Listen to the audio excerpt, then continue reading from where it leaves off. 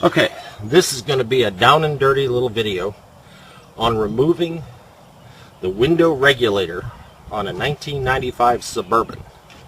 A lot of people have had a problem with the window regulator not being able to be removed if the window's up and nobody informing them how to do it.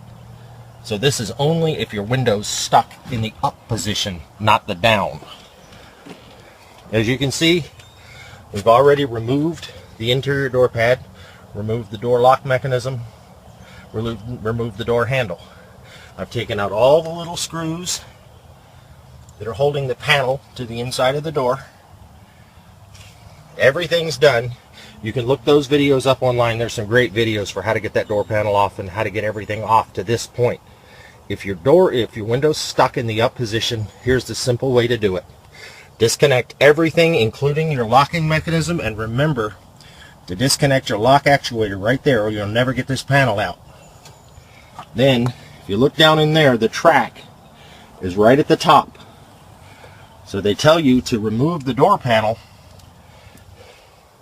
by sliding it forward and rotating it up.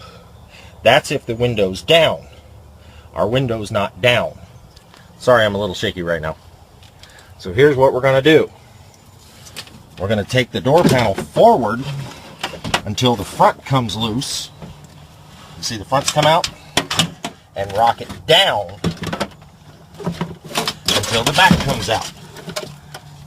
And there you go. As long as the motor's disconnected, you can drop it.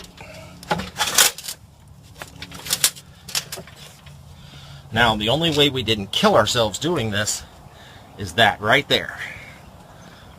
I don't have any clamps to do it with, so I secured the window in the up position using 3 long strips of duct tape. If you don't do that, you will be replacing a window because it will come crashing down on you. For the rest of this process, there's plenty of videos online. Thanks for watching.